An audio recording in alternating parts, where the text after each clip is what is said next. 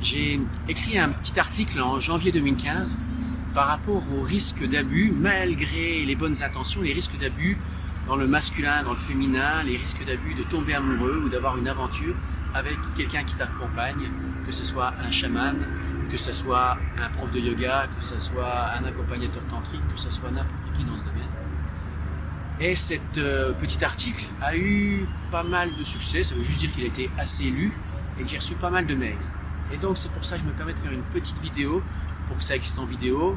L'article sera lu dans un instant, mais j'ai des petites choses à dire avant. D'abord, ce lieu, j'avais envie de faire ce lieu parce qu'on est entre le Rhône et la Saône, qui est le merveilleux endroit pour faire quelque chose de masculin, féminin. Et puis ensuite pour dire plusieurs choses. Donc cet article est important, bien sûr, il ne dit pas qu'on ne peut pas tomber amoureux, mais il invite à faire très attention à ce qui se passe et peut-être par rapport à certains abuseurs. Donc c'est toujours pareil, c'est mettre de la conscience. Je voulais aussi dire par rapport à cet article que je ne me place pas comme un chevalier blanc, comme un sauveur. Juste si ça peut aider quelques personnes à prendre du recul sur ce qui se passe, voilà, ça sera intéressant. Dans quelques instants, je vais lire l'article, mais on se retrouve après la lecture de ce texte, de ce petit article, pour voir tout ce qui s'est passé depuis, et notamment depuis MeToo. À tout de suite. Mon initiation sexuelle chez les chamans, les yogis, les tantrikas, dans le développement personnel et autres gourous. Bien sûr, c'est un clin d'œil au titre de Corinne Sombrin, Mon initiation chez les chamans. Je suis un homme de pouvoir, ou plutôt devrais-je dire, je suis un homme dont les fonctions me donnent un certain pouvoir, sans aller jusqu'au charisme et au sex-appeal d'une rockstar, d'un politique ou d'un footballeur. Ma position d'accompagnateur en chamanisme, tantra, yoga, hypnose peut me donner une mise en lumière et une position valorisante auprès de certaines femmes. Alors pourquoi cet article ? Non pour me vanter, mais pour m'adresser à vous, femmes en recherche, en chemin, pratiquantes de développement personnel, chercheuses de bien-être, femmes en quête spirituelle, découvreuses de nouveaux mondes, défricheuses et accoucheuses d'avenir meilleurs pour vous et les autres. Cet article, simplement pour vous rappeler que vous n'allez pas manquer de me trouver sur votre chemin, moi, ou un plus grand, un plus beau, un plus génial que moi. C'est sûr, cela fait partie du processus. Cet homme dont je vous parle, vous le rencontrerez en tant qu'animateur, si ce n'est déjà fait, dans un atelier, un stage, une cérémonie, un soin ou un voyage. Son expérience et sa fonction font qu'il a quelques pas d'avance sur vous sur la voie. Il vous fait du bien, il vous apprend, il vous donne confiance, il vous aide à vous révéler. Peut-être même sentez-vous son amour. Vous savez de qui je parle. Vous commencez déjà à lui donner un visage, voire même un nom. Peut-être en avez-vous déjà rencontré au moins un comme cela dans votre parcours. Oui, il a pu vous aider à vous relever, à vous révéler, à vous épanouir, à vous développer, à ouvrir votre cœur, à vous sentir plus heureuse, à votre juste place, à vous réaliser. Oui, il a de l'amour pour vous, un si bel amour. Oui, il est digne d'amour aussi, et vous êtes unique à ses yeux. Oui, vous le cherchez depuis vos souvenirs de petite fille à qui on racontait des histoires de princes charmants. Alors s'il est honnête, est véritablement désireux de votre bien-être, il s'effacera devant la magie qu'il a contribué à révéler. Ce n'est pas lui qui est important dans cette révélation, c'est vous. Il a juste été le porteur, le dépositaire, le révélateur, le temps d'un stage, d'une cérémonie, d'un soin. Il vous rend tout cela pour que cela vous appartienne et que vous ne soyez pas dépendant de lui. Il connaît trop les processus de projection, transfert positif, mis en lumière par la psychologie pour s'y vautrer. Il vous rend immédiatement ce pouvoir que vous lui avez donné pour vous permettre de continuer votre croissance comme j'essaie de vous le rendre dans cet article. Dans ce cas, tout se passe pour le mieux. Mais que se passe-t-il si une femme en chemin tombe sur un accompagnateur moins au fait de ces questions ou avec moins d'éthique et qui profite de la situation? Dans l'Incal, scénario de Alexandro Jodorowsky, une déesse fait l'amour avec John DeFool parce qu'elle sent qu'il est comme elle, porteur de divinité. Et puis elle est très déçue quand elle s'aperçoit qu'il n'est qu'un humain pour le moins quelconque, qui lui avait subtilisé l'incal, et que c'est la présence de l'incal en John Diffoul qui l'avait trompé à ce point. Elle comprend alors que ce qui l'a attiré chez John Diffoul, c'est cette part de divinité qu'il portait à ce moment-là, l'incal, et que la véritable gardienne de l'incal, c'est elle et pas lui. Si une femme en chemin tombe sur un accompagnateur moins au fait de ses questions ou avec moins d'éthique et qu'il profite de la situation, c'est donc simple et c'est donc grave, ils couchent ensemble. Dans un premier temps, la femme se sent alors valorisée d'être ainsi l'élue. Ses pulsions et sa petite personne peuvent être flattées. Mais à quel prix?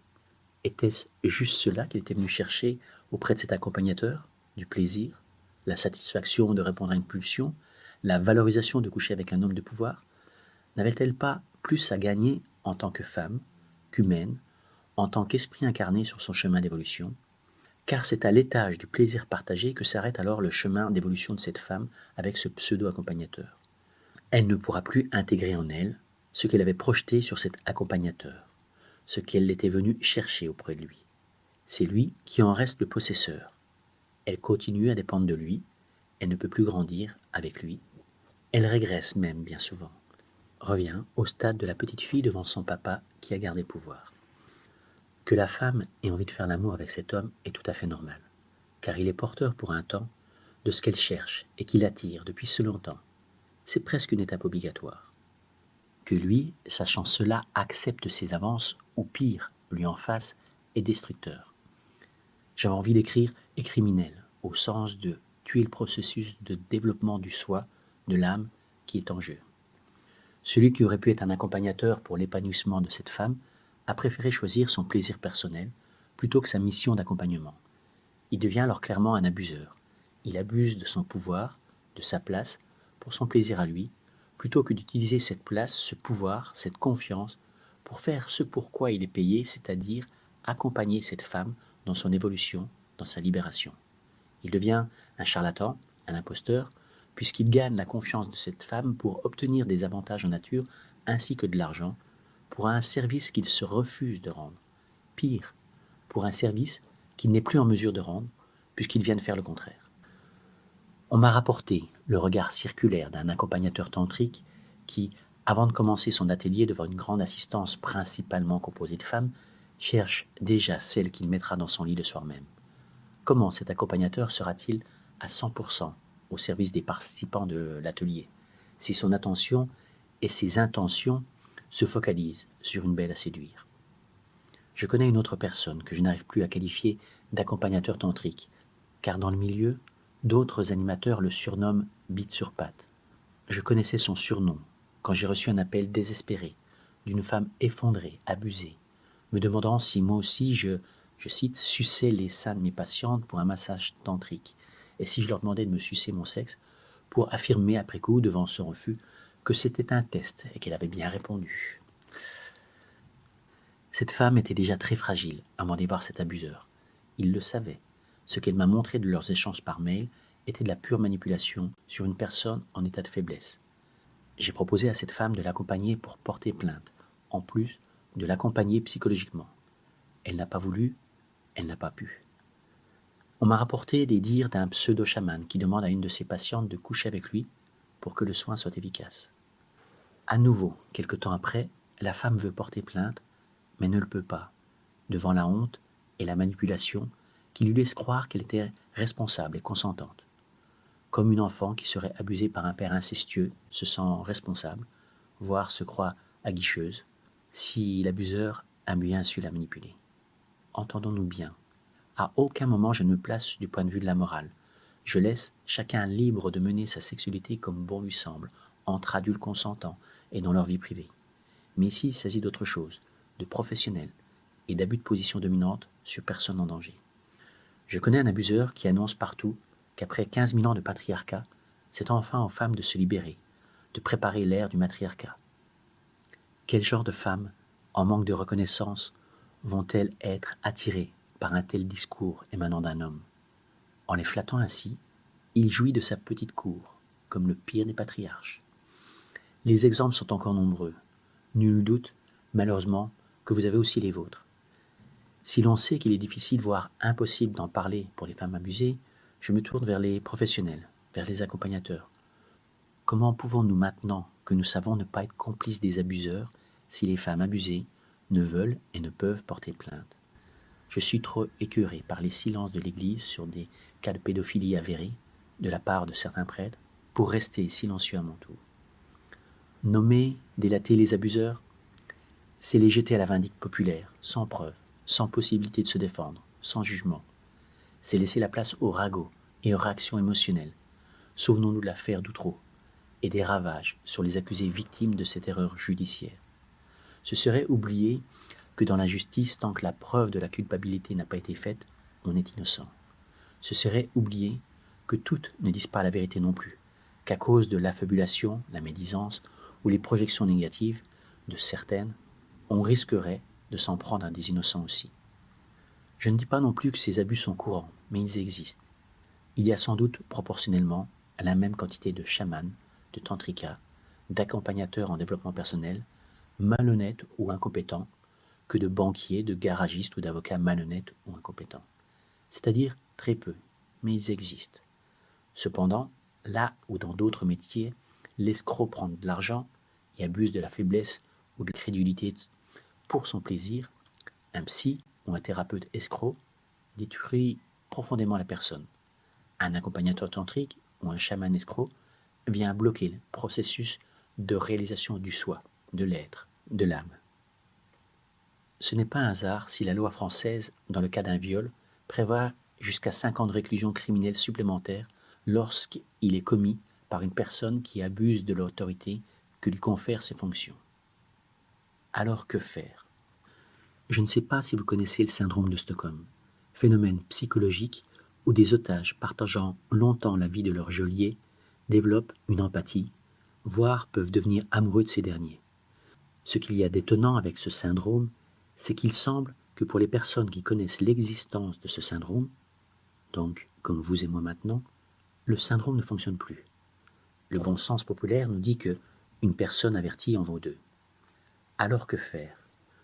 Pour ma part, je commence par un simple article, pour l'instant, pour rendre plus de femmes conscientes de ce risque sur leur propre chemin d'épanouissement, plus de chamans, de yogis, de tantrikas, d'accompagnateurs attentifs. Ensuite, je suis à votre écoute. Cet article, il a maintenant 5 ans et il s'est passé beaucoup de choses. Il s'est passé notamment MeToo, qui a sûrement fait un bien énorme. Donc merci à ceux qui ont lancé ce mouvement. C'est sans équivoque, hein, c'est vraiment, il y avait des choses nécessaires par rapport à plein d'abuseurs dans plein de milieux, c'est sans équivoque. Et maintenant, voilà ma question maintenant, c'est et maintenant, comment on continue? J'aime bien en ce moment réutiliser un petit mot de Jung qui est l'énantiodromie. Avec ce mot-là, ça nous dit attention, une chose risque de devenir son contraire. C'est même va inévitablement devenir son contraire. Donc dans ce merveilleux mouvement, dans ce merveilleux élan de justice, hein, comment on fait pour pas devenir le contraire? C'est-à-dire, on va retomber dans le triangle de Cartman, victime, bourreau, sauveur. Des femmes qui étaient victimes vont dénoncer des hommes abuseurs à juste titre, et c'est bien.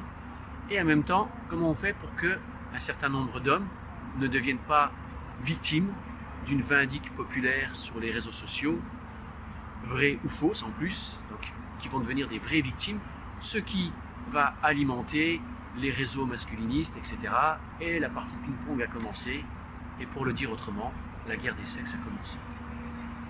Et là, je me rappelle, je la cite, ma superviseuse avec qui j'ai travaillé pendant 7 ans, je la remercie parce qu'à un moment, elle nous a dit que dans ces groupes de femmes qu'elle animait, elle était toujours attentive à ce que dans les règles, parmi les nombreuses règles que les femmes discutaient ensemble dans ces groupes, elle était attentive à ce qu'il y ait aussi une règle qui est que, au final, ce groupe a pour un de ses objectifs, non pas le seul objectif, de mieux aimer l'homme. C'est une règle que j'ai immédiatement adaptée et accueillie plutôt dans mes groupes d'hommes, c'est-à-dire que dans tous mes groupes d'hommes, il y a aussi une règle qui est que un des objectifs est de mieux aimer la femme.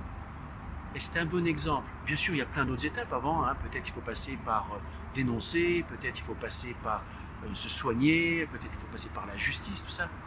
Mais tout ça, au final, n'a de sens que si c'est au final pour aller l'un vers l'autre, pour mieux cheminer ensemble, pour qu'il y ait une meilleure rencontre entre hommes et femmes.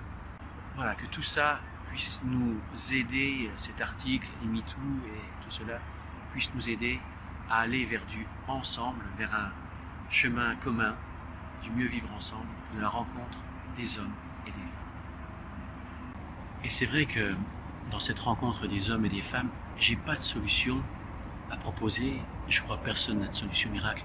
Cependant, il y a des pistes.